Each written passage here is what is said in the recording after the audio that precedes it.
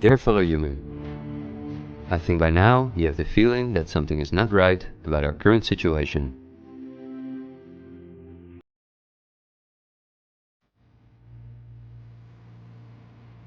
But I also think that the many ill-founded conspiracy theories may have caused you to distance yourself from both the media scaremongering and from those who spread the conspiracy theories.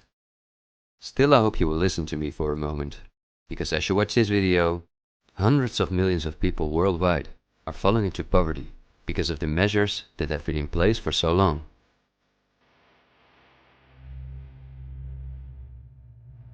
And although the biggest economic crisis that we will ever experience may not have affected you personally yet, it's only a matter of time before the ripple effects also reach you and your loved ones. This is not alarmism, but the harsh reality we face. I also think that we can limit the damage and even benefit from it if we are properly and objectively informed about our current situation. Therefore, I would like to show you some easy verifiable facts that I think are essential. Less than a handful of megacorporations dominate every aspect of our lives. That may seem like an exaggeration, but from the breakfast that's on the table in the morning, to the mattress we sleep on at night, and everything we do, put on, or consume in between, all are largely dependent on these corporations. These are investment companies of immense proportions, and they manage the major money flows on Earth. They are the protagonists of the play which we are currently witnessing. So as not to take up too much of your time, I've summarized the most important information as briefly as possible. How does it work? Let's take as an example a company like PepsiCo, which is the parent company of many of the most popular soft drinks and snacks in the world. There appear to be many different competing brands, but they all come from the factories of a small number of corporations that together have a monopoly on the industry. Within the packaged food industry, there are a number of other major companies, such as Unilever, the Coca-Cola Company, Mondelez, and Nestlé. On this image, you see that virtually every well-known brand in the packaged food industry belongs to one of these corporations. You can easily get this kind of information. You can verify it on the websites of the relevant brands or on Wikipedia. Companies of this size are usually publicly traded and have a board where the largest shareholders call the shots. On websites like Yahoo Finance, we can find detailed company information, including who the largest shareholders of these companies are. Let's take PepsiCo again as an example. We see that 73.14% of the shares are held by no less than 3,379 institutional investors. These include investment companies, mutual funds, insurance companies, banks, and in some cases governments. Let's look at who the largest institutional investors of PepsiCo are. As you can see, just 10 out of the 3,379 investors account for almost 1/3 of all shares. The combined share capital of these top 10 has a value of approximately $60 billion. But of those 10 investors, 3 own more shares than the remaining 7. Let's remember their names and let's see who owns the most shares at the Coca-Cola Company, Pepsi's big competitor.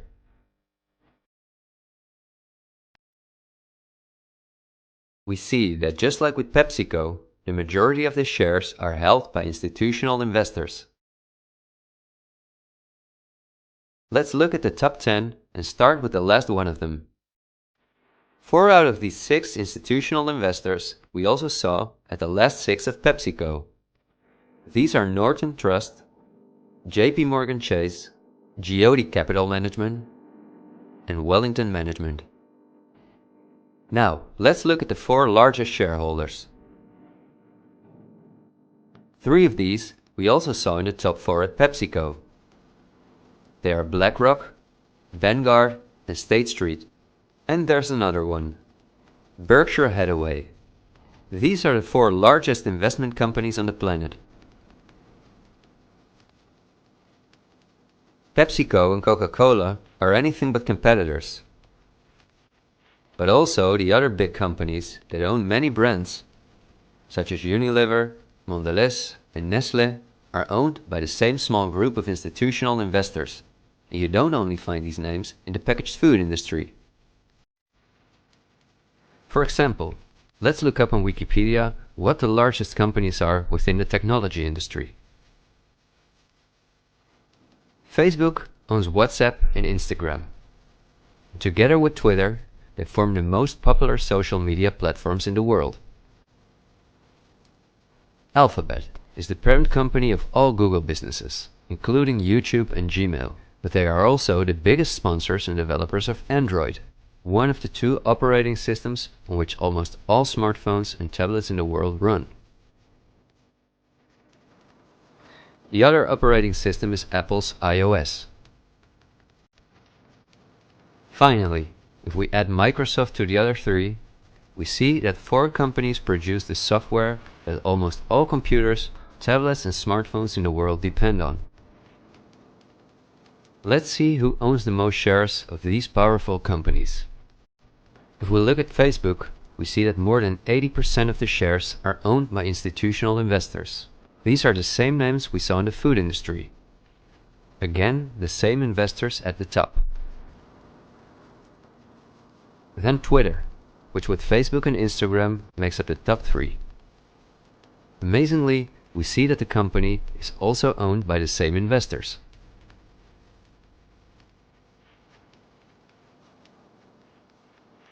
We see them at Apple, but also with their big competitor Microsoft.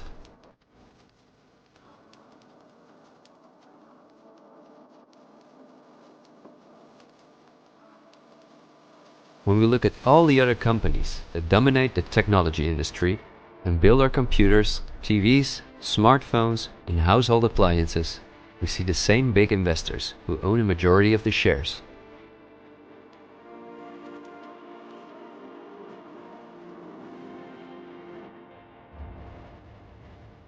We see this within all industries around the world. And just to show you that I'm not exaggerating, I'll give you another example. Let's say we want to plan a vacation. On our computer or smartphone, we look for a cheap flight to the sun through websites like Skyscanner and Expedia, both of which belong to the same group of institutional investors. We fly with one of the many airlines of which the majority of the shares are often owned by the same investors or by governments, like Air France-KLM. The aircraft we fly is in most cases a Boeing or an Airbus. Again, we see the same names. We look for a hotel or an apartment through Booking.com or Airbnb.com. Once we arrive at our destination, we go out for dinner, then we write a review on TripAdvisor. The same investors are at the basis of every aspect of our journey, and their power goes even much further, because even the kerosene that fuels the plane comes from one of their many oil companies and refineries. Just like the steel that the plane is made of comes from one of their many mining companies. This small club of investment companies, banks and mutual funds are also the largest shareholders in the primary industries, where raw materials come from. If we look on Wikipedia for the largest mining companies in the world, we see that their shareholders are the same institutional investors we see everywhere else. The same goes for the largest agricultural companies in the world, that our entire food industry depends on. For example, they own Bayer, the parent company of Monsanto, the world's largest seed producer, which produces 90% of all the cotton seed on earth, as well as the majority of all other seeds.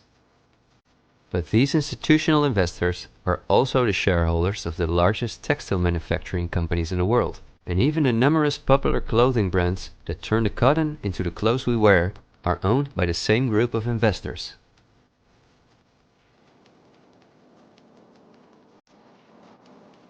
Whether we have the world's largest solar panel producers or the largest oil refineries, the shares are managed by the same companies. They own the tobacco companies, who produce all the popular tobacco brands in the world.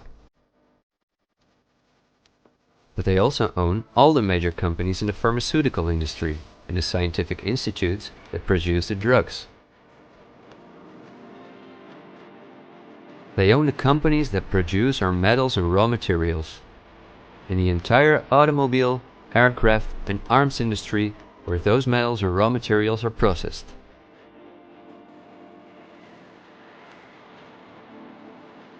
They own the companies that build our electronics. They own the big department stores and online marketplaces.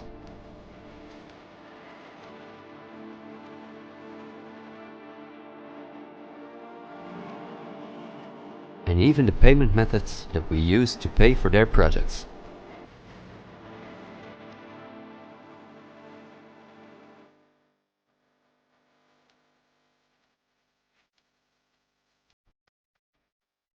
Because I want to keep my story as short as possible, I've decided to only show the tip of the iceberg. If you decide to investigate on your own, using the sources that you've just seen, then you will discover that even many of the most well-known insurance companies, banks, construction companies, telephone companies, restaurant chains, and cosmetic brands are owned by the same institutional investors we just saw.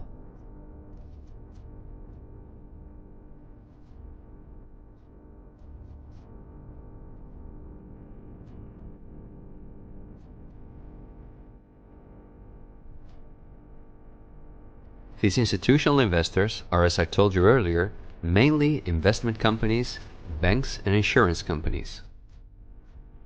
They are in turn also owned by shareholders. Now, what is the most amazing thing? All of these institutional investors own each other's shares, and together they form an immense network that we can compare to a pyramid. The smaller institutional investors are owned by larger investors, who in turn belong to even larger investors. The visible top of this pyramid consists of only two companies, and we have seen their names many times by now. They are Vanguard and BlackRock. The power of these two companies is something we can barely imagine.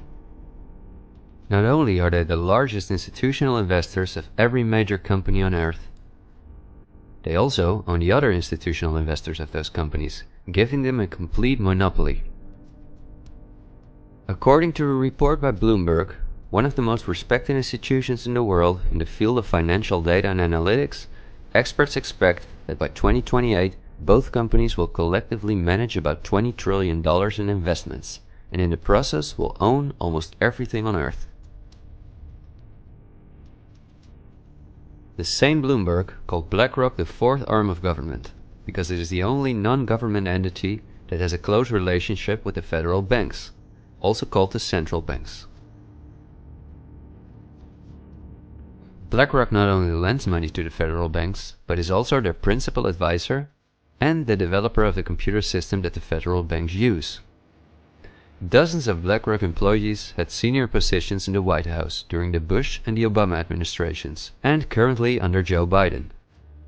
BlackRock CEO Larry Fink is a welcome guest with many heads of state and politicians, and understandably so. He's the face of the company that pulls the strings.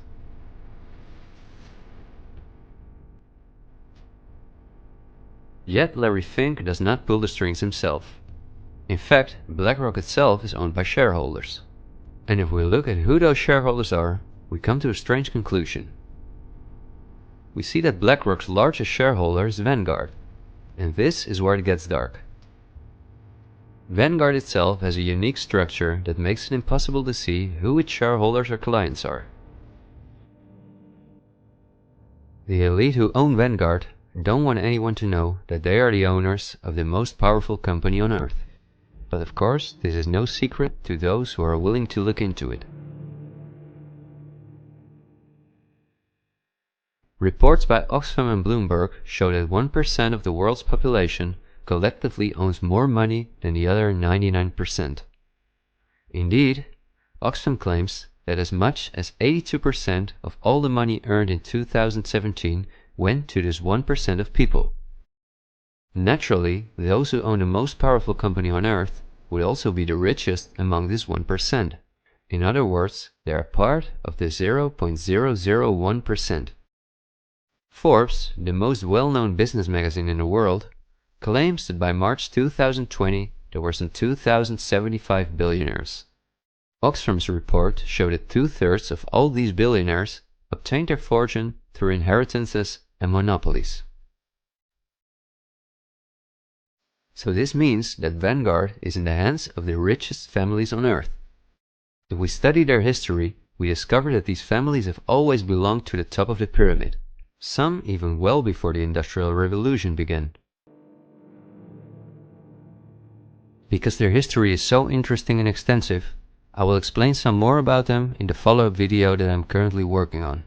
But in order not to elaborate too far, I will just point out that many of these families belong to royal bloodlines, and they are the founders of our banking system, the United Nations, and every industry in the world.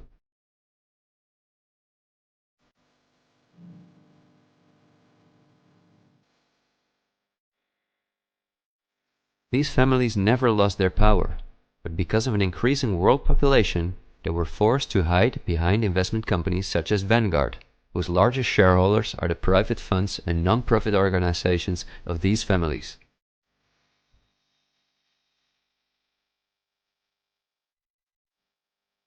To make the bigger picture more clear, I need to briefly explain something about these non-profit organizations. These are the links that connect the business community with politics and the media, allowing major conflicts of interest. At first glance, however, this is not too noticeable. Non-profits, also called foundations, are organizations that rely on donations, and they do not have to publish from whom they receive those donations. They can invest this money in whatever they want, and do not have to pay tax on their profits as long as those profits are reinvested in other projects that they are involved in.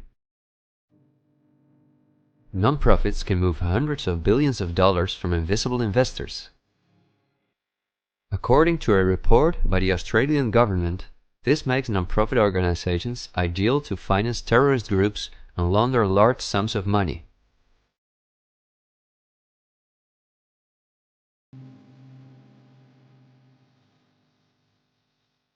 The foundations and funds of the families who are highest in the hierarchy of the 1% hide behind the scenes as much as possible. However, for cases that have a lot of publicity and attention, they use the foundations of philanthropist families that are lower in the ranking, but who are also extremely wealthy. In order to be concise, I will only highlight the 3 most important foundations in the world that connect all the industries in the world to each other. These are the Bill and Melinda Gates Foundation, the Open Society Foundations of the controversial multi-billionaire George Soros, and the Clinton Foundation. A very brief introduction to give you an idea of the size of these types of foundations. According to the official website of the World Economic Forum, the Gates Foundation is the largest funder of the World Health Organization, after President Donald Trump halted the funding of the WHO by the US in 2020. This makes the Gates Foundation one of the most influential organizations in the world in the area of everything that relates to our health. The Gates Foundation has a close partnership with the 16 largest pharmaceutical companies in the world, including Pfizer, AstraZeneca, Johnson & Johnson, BioNTech, and Bayer, and we have just seen who own the most shares of these companies.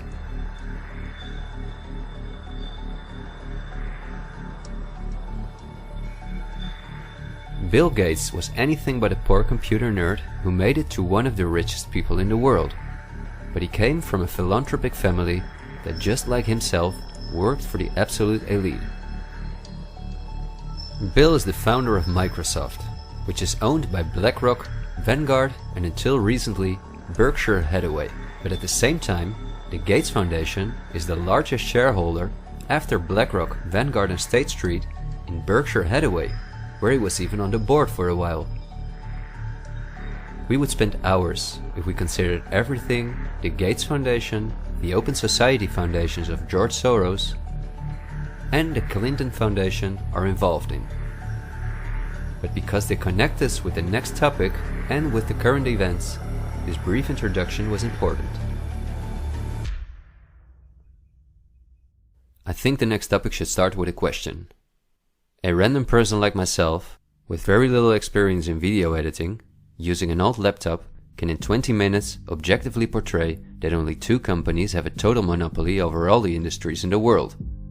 So the natural question is, why don't you hear about all of this in the media? What? It's a good question. Every day we have the choice between countless reports, documentaries, and television programs, and yet not one of them talks about this. Is it something not interesting enough? Or might there perhaps be other interests at play? The answer we get again from Wikipedia. About 90% of the international media is owned by 9 media conglomerates. The companies owned by these media conglomerates are too many to mention, so I'm just going to show you the most important brands that we all know. Viacom CBS is the parent company of, among others, all CBS channels, Paramount, where the most famous movies and series in the world come from, MTV, Comedy Central, Nickelodeon, the popular British Channel 5 and the popular Australian 10. Guess who the largest shareholders of Viacom CBS are? Before we look at the other major conglomerates, let's not forget to mention our extremely powerful streaming monopolists, Netflix and Amazon Prime, both of which belong to the same shareholders. Then AT&T, which is the parent company of Warner Brothers, HBO, Discovery Channel, CNN, Cartoon Network, TNT, DC, and many other well-known brands. Guess who the largest shareholders of AT&T are?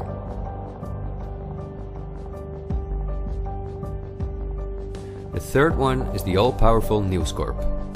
This company owns many of the most well-known national and regional newspapers, magazines and TV channels in the US, the UK and Australia. The shares of News Corp are owned by the American multi-billionaire Rupert Murdoch and by the institutional investors we see everywhere else. News Corp's sister company is Fox Corporation, which is also one of the most powerful media conglomerates on Earth. Just like News Corp, it is owned by the Murdoch family and the usual investors. Then the Walt Disney Company, a conglomerate of unimaginable dimensions, with many subsidiaries such as Pixar, Marvel, 20th Century, Lucasfilm, ABC, National Geographic, and Hulu. Who are their biggest shareholders? Another powerful media conglomerate is Comcast. This is the parent company of NBC, DreamWorks, Universal, the Sky Group, Focus Features, Xfinity, and many other major media brands. As you would expect, their largest shareholders are Vanguard and BlackRock.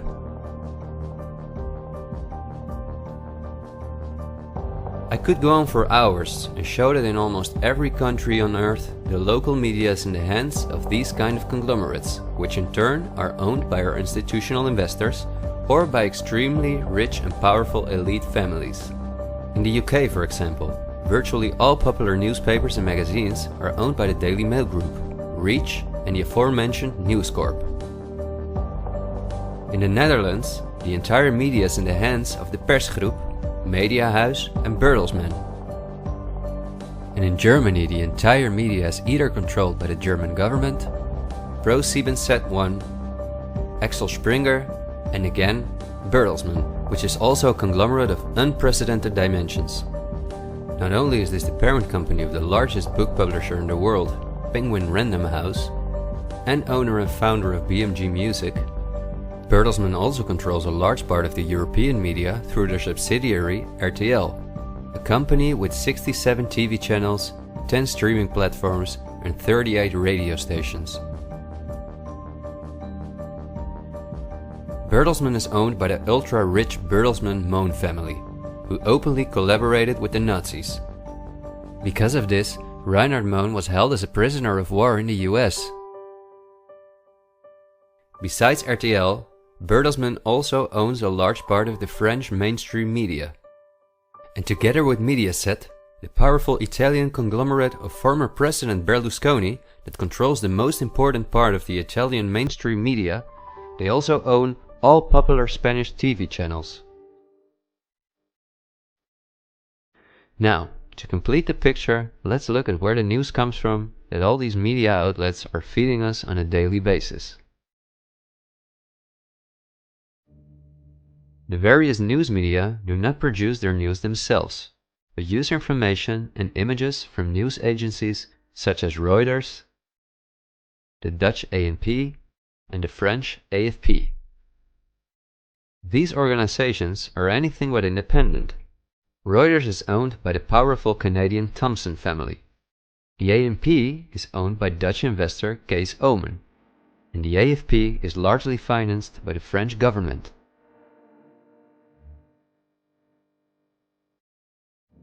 The main journalists and editors who work at our media or at these news agencies are affiliated with important journalistic organizations, such as the European Journalism Centre. These are one of the largest funders of media-related projects across Europe.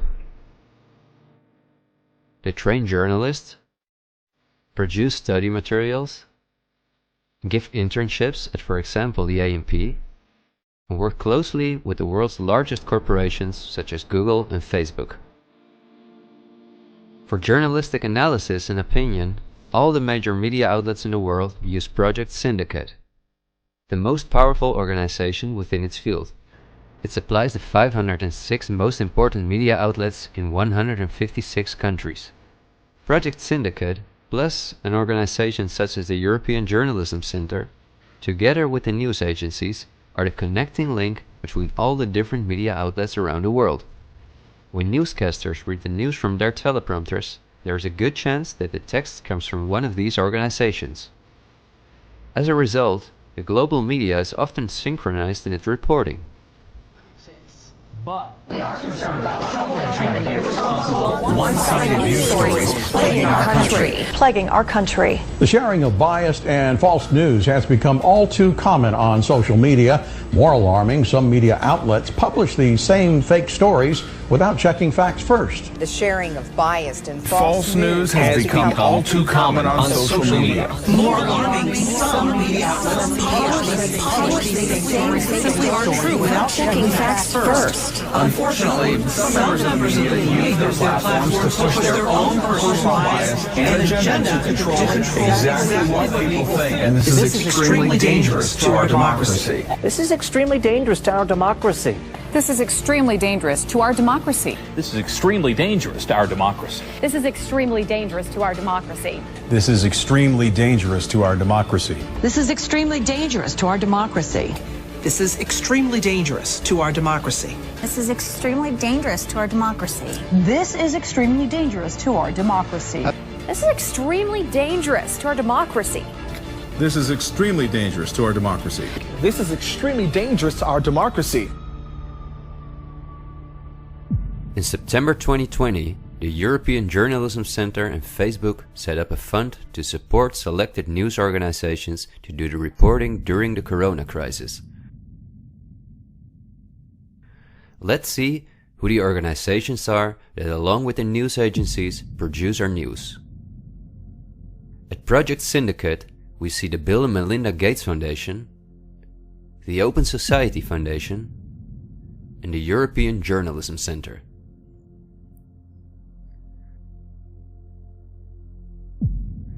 Then the European Journalism Centre itself. Again we see the Gates Foundation and the Open Society Foundation. And they also receive large donations from Facebook, Google, the Dutch Ministry of Education, Culture and Science, and from the Dutch Ministry of Foreign Affairs. The organizations that are at the heart of our information flow are funded by the non-profit organizations of the same elite who also controls the entire media. However, a part of our tax money goes to these organizations as well.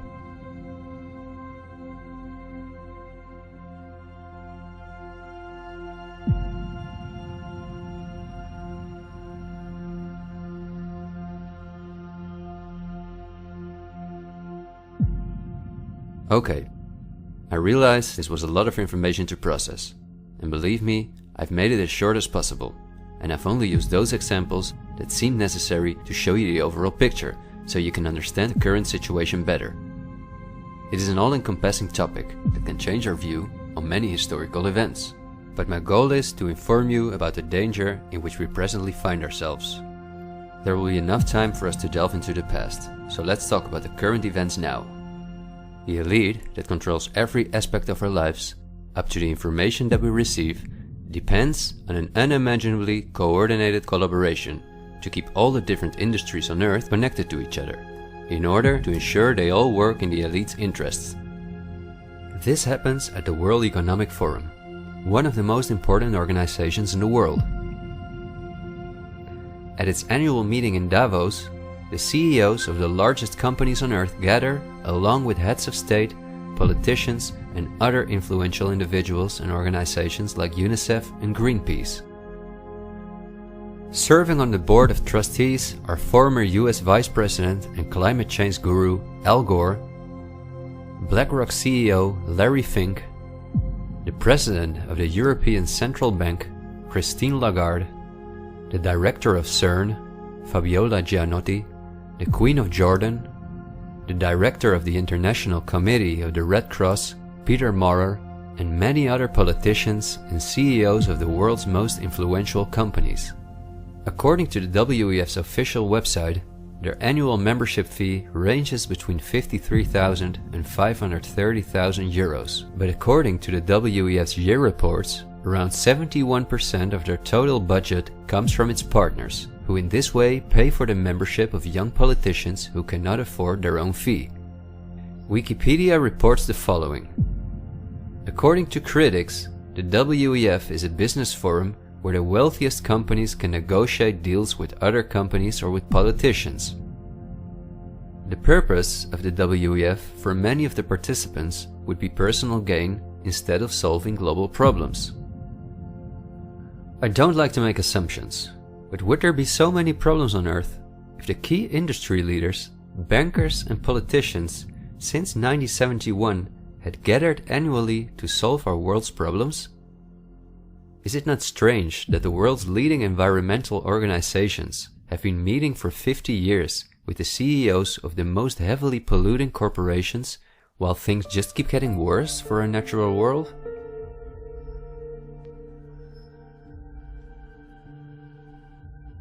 That these critics of the WEF are right soon becomes clear when we look at who the most important partners are that account for almost 71% of the WEF's budget.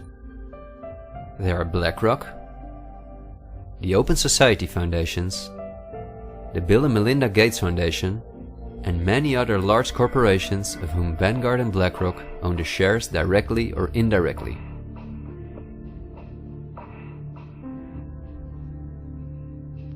The president and founder of the WEF is Klaus Schwab, a German professor and businessman. In his book, The Great Reset, he describes in detail the plans of his organization.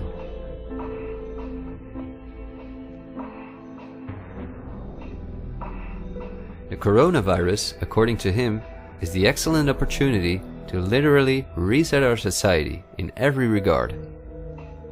He calls this Build Back Better, and this slogan seems to be the motto of all globalist politicians in the world. And it's now a historical moment, a crucial moment, to rebuild the future, to reset our policies. And of course, we also want to work together on building back better. You know, I said we're going to build back and we're going to build back better. It's certainly a major crisis, but it also offers us a unique opportunity. We must use this historical opportunity. Together we can turn a crisis into an opportunity. But this global pandemic has also created an opportunity to build back better. To build back better later. But also to build back better. To build back a better world. To build back better. We can't just build back, we got to build back better. And achieve the Sustainable Development Goals. And climate action is an essential part of that. According to Schwab, our old society should be exchanged for a new one, in which countries give up their sovereignty to an all-encompassing world government, in which people own nothing but work for the state, in exchange for their housing, healthcare, and all their other basic needs. All of this is necessary, according to the WEF, because our modern consumer society, which the elite themselves imposed on us, can't keep going as it is. It's no longer sustainable.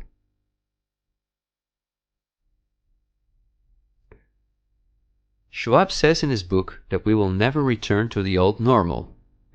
And the WEF published a video that makes it clear that in 2030 we will own nothing, but we will be happy.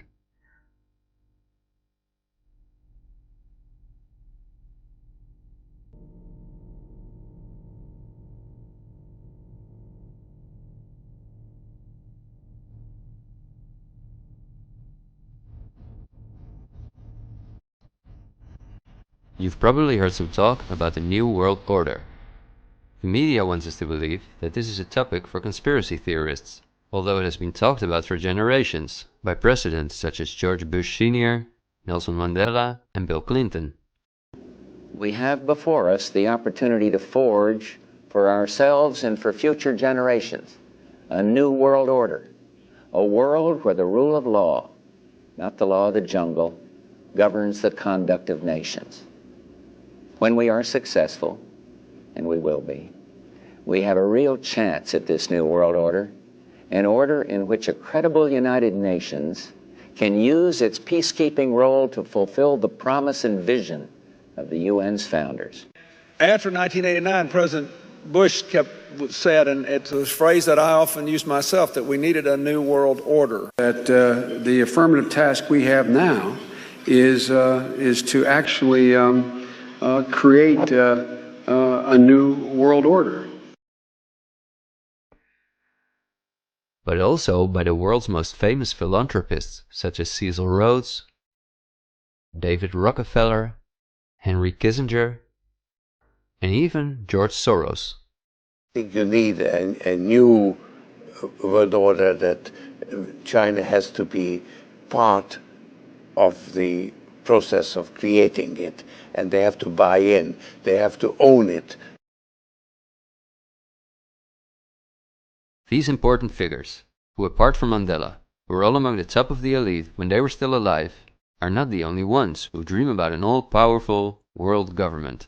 In 2015, the UN presented its controversial Agenda 2030, which is almost identical to Klaus Schwab's Great Reset. In their own words, the UN, like Schwab, wants to ensure that by 2030, poverty, hunger, environmental pollution, and disease no longer exist on Earth. It sounds like a sympathetic plan, until you read the fine print. You see, the idea is that Agenda 2030 is going to be paid for by us, the citizens. And just as it is currently required of us that we give up our basic rights for the sake of public health, we will be demanded to give up our wealth in favor of poverty reduction. These are not conspiracy theories. You can read this for yourself on their official website. In short, it boils down to this. The UN wants to take the tax money from all Western countries and give it to the megacorporations of the elite, who will be contracted to rebuild society. Globally, a completely new infrastructure is needed, because fossil fuels must be made a thing of the past, according to the UN. For this immense project, a world government is needed, says the UN. And the same UN takes it upon herself to be this global government. Just like Schwab, the UN also believes that a pandemic is the perfect opportunity to accelerate the implementation of Agenda 2030. It is worrisome that the WEF and the UN openly admit that they consider pandemics and other disasters as an opportunity to transform society, especially since we have seen that the elite have all the resources at their disposal to make us believe that there is a pandemic, and even to create one. So we certainly should not take these things lightly, and we should examine them carefully. And when we do that, we come across things that are even more troubling.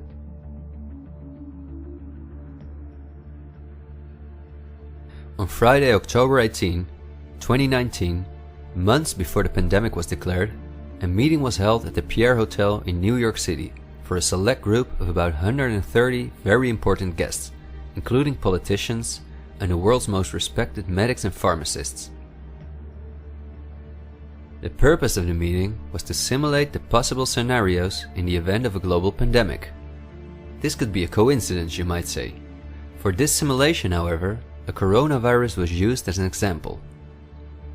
The simulation covered in detail how the coronavirus would develop and how they could only control this through the intensive collaboration of entire industries, governments, and government agencies. Once again, a new world order to save us from destruction. Does it surprise you when I tell you that this meeting, called Event 201, was organized by none other than the World Economic Forum, the Bill and Melinda Gates Foundation, and the Johns Hopkins Institute? This is not a conspiracy theory. Check the official website of Event 201 for yourself.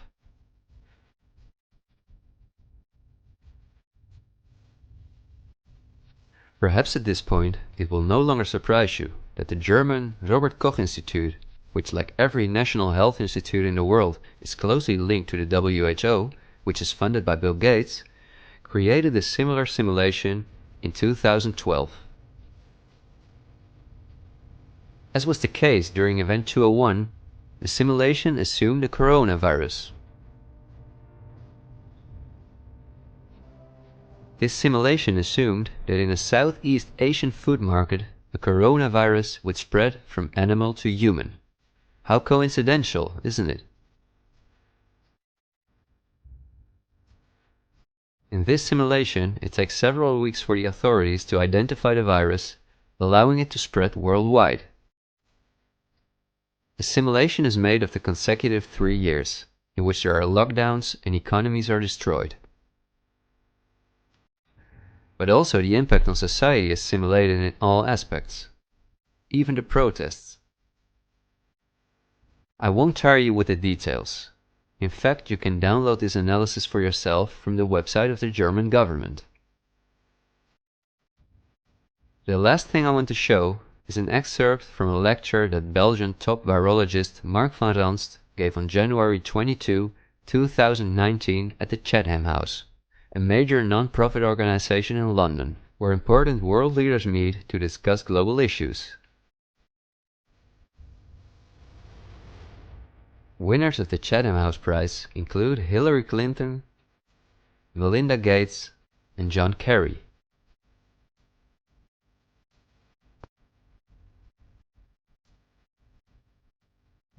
What Van Ranst is discussing is simply shocking.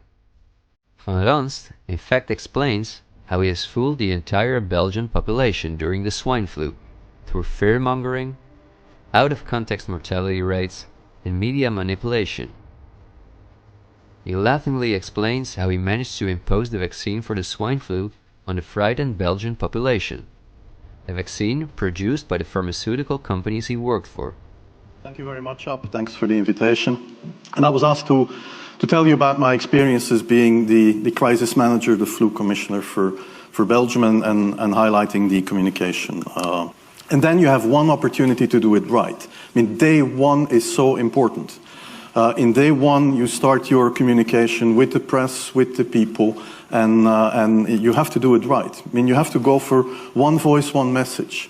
In Belgium, they chose to appoint a non-politician to do that. I mean, I have no party affiliations, and that makes things a little bit, at that time at least, a little bit easier, because you're not attacked politically, majority, minority.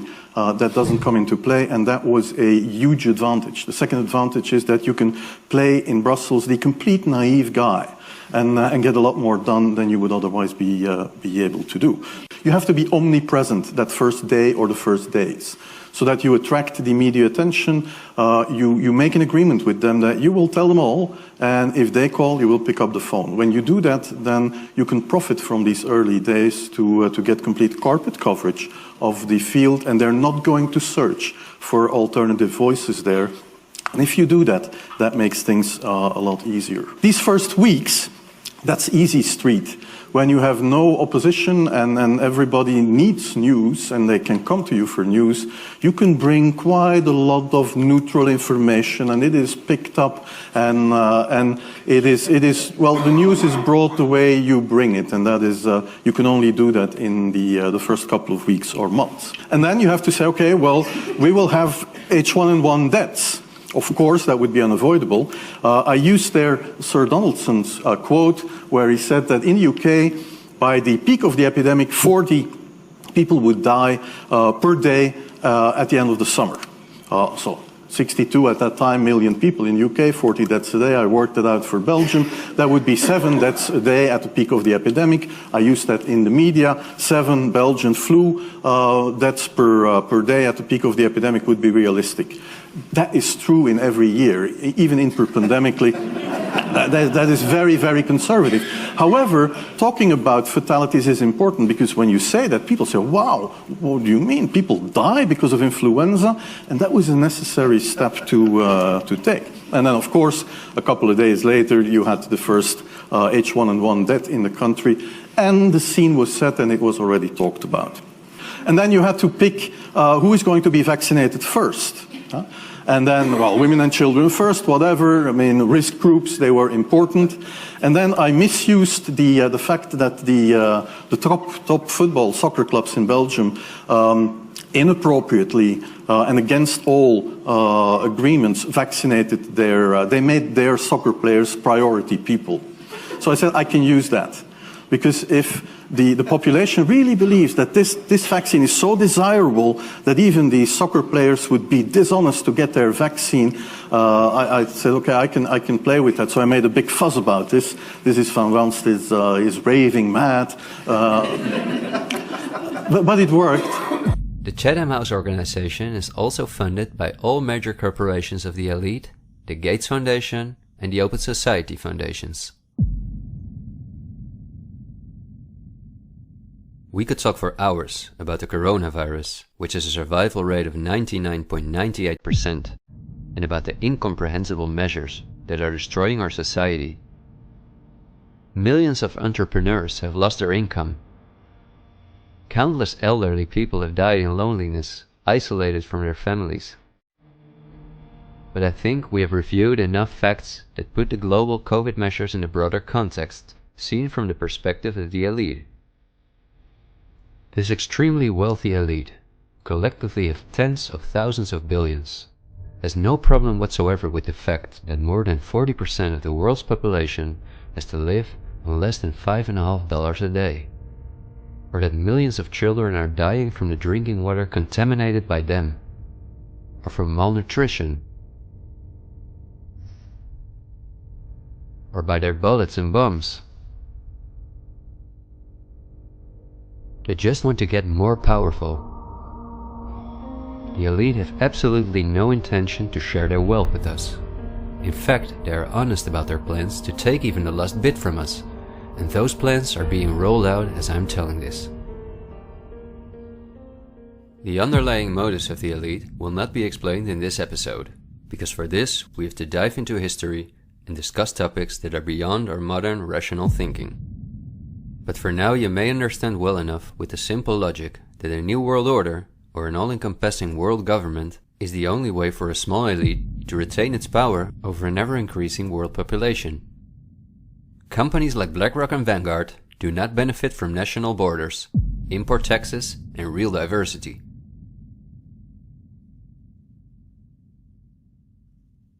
Only through fear and media manipulation can they maintain their grip on all of us. And I deliberately haven't even mentioned the inhumane blackmailing methods by which the elite keep their own most important minions in line. Because if this topic has aroused your curiosity, you will undoubtedly find out all about this in time. The elite have no intention to cure us from the countless diseases we've contracted from the toxic food they've produced, and from the environmental pollution which they have caused. After all, if we didn't get sick, the entire pharmaceutical industry would collapse. Nothing sells like fear is the motto of top virologists like Mark van Ranst. You will be amazed, as I was, when you discover that we have been warned countless times about this elite. I think we're being run by maniacs. If anybody can put on paper what our government and the American government, etc., and the Russian, Chinese, what they are actually trying to do, I think they're all insane. But I'm liable to be put away as insane for expressing that. That's what's insane about it. I mean, don't you agree? For we are opposed around the world by a monolithic and ruthless conspiracy that relies primarily on covert means for expanding its sphere of influence, on infiltration instead of invasion, on subversion instead of elections, on intimidation instead of free choice, on guerrillas by night instead of armies by day. It is a system which has conscripted vast human and material resources into the building of a tightly knit, highly efficient machine that combines military, diplomatic, intelligence, economic, scientific, and political operations. Its preparations are concealed, not published. Its mistakes are buried, not headlined. Its dissenters are silent, not praised. No expenditure is questioned, no rumor is printed, no secret is revealed. President Kennedy has been assassinated. It's official now. The president is dead. Women here in shock, some fainted. Men, Secret Service men standing by the emergency room, tears streaming down their face. There's only one word to describe the picture here, and that's grief, and much of it. It's official. As of just a few moments ago, the President of the United States is dead.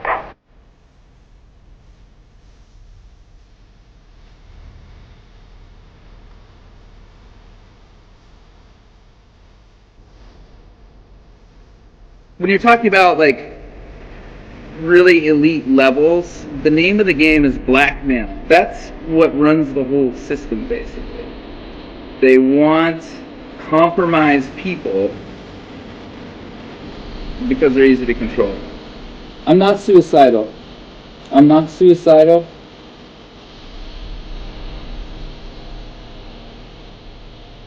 The deep state is those people within the U.S. government that are career employees that cannot be fired by people that we elect, by the Congress or the President. Are these people in control? Can they enact laws? Fuck yes. Can we fire these people? No. Can presidents fire them? No. It's designed that way so that political parties and political interests cannot affect the deep state. Do you understand the nightmare of our situation, people? It is no secret. It is as open as it can be. The deep state does control America. Wake up, people, please. God, use some common fucking sense. Thank you.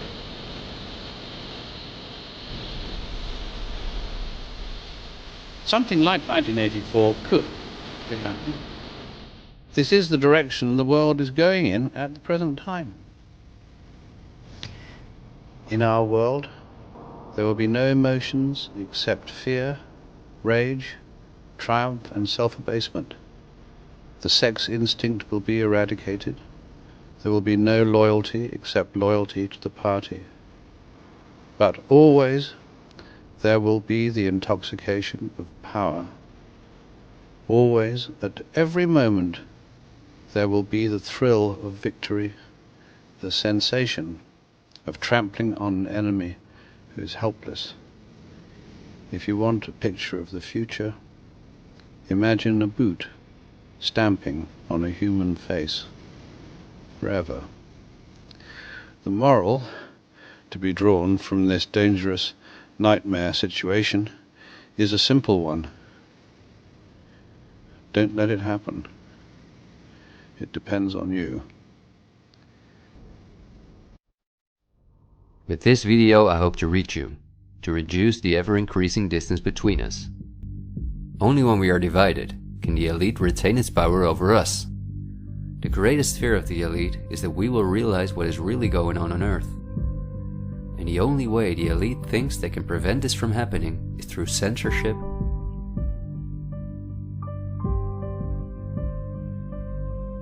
preventing human contact,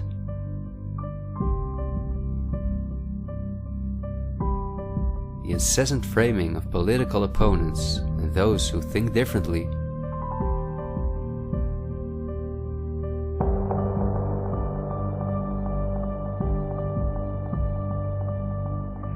and the use of brute force.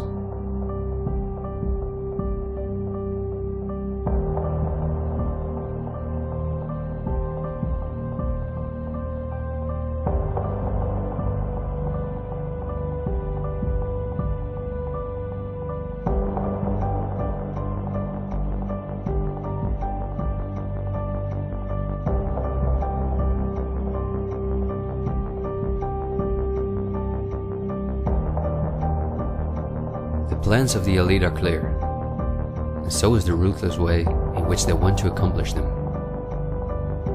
If we allow this to happen, a new society will be built on the ashes of what we once knew.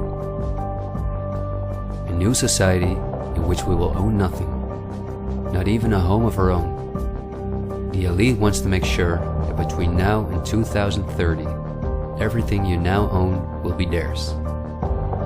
For this, devastating economic crisis is necessary.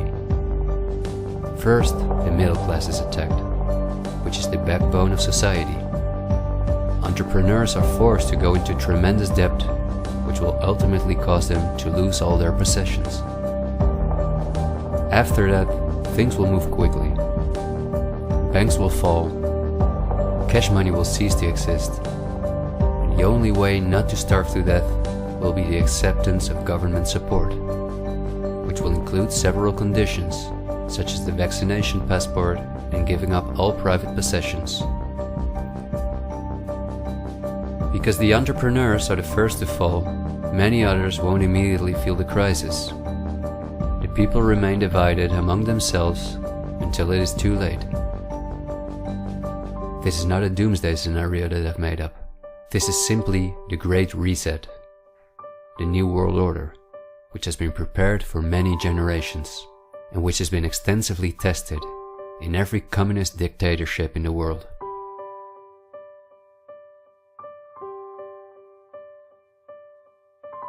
But this can also go a different direction, and instead of a great reset, we can cause a great awakening and create a world where no one has to go hungry, and where we can live in a sustainable way, in freedom with each other and with nature. This is not an idealistic daydream. There have always been forces that have sought to break the power of the elite, but until recently, our means of communication were always insufficient to get a mass network in motion. The elite have always kept us in ignorance about the discoveries of geniuses such as Tesla, who was far advanced in the field of clean, free energy. Or Dr. Rife, who used radio waves to cure at least 16 terminal cancer patients before he, just as Tesla, died in a suspicious manner. Or Henry Ford, who in 1941 had already made a car out of bioplastic that proved stronger than steel. The elite have hidden countless such techniques from us because they form a threat to their monopolies in every industry. These were techniques that would have given us freedoms and put the elite's power at risk, which is based on our fear and dependence on their projects. These are not conspiracy theories, but facts. What I am saying is that a world of new possibilities is opening up for all of us, where there is no poverty, no pollution, diseases, or wars, and in which governments work for the welfare of the people rather than the other way around. Countless ailments that provide the pharma industry with hundreds of billions of dollars will be cured. No one will have to work their ass off to live a dignified life. People will no longer live in fear because of the lies of the media, the pharma industry, the climate lobbies, and politicians. It's all on the horizon, but we have to go through the storm first. We recognize what the real problem is in our society. I want to thank you for listening to me, and I hope someday, in freedom, together we'll reflect back on this unique moment in history. There is still so much to tell, but we will save the rest for later. This video was only intended as an introduction. This is where our journey starts, and it will be a difficult one, but we will undertake it together, and we will help each other get up when we fall.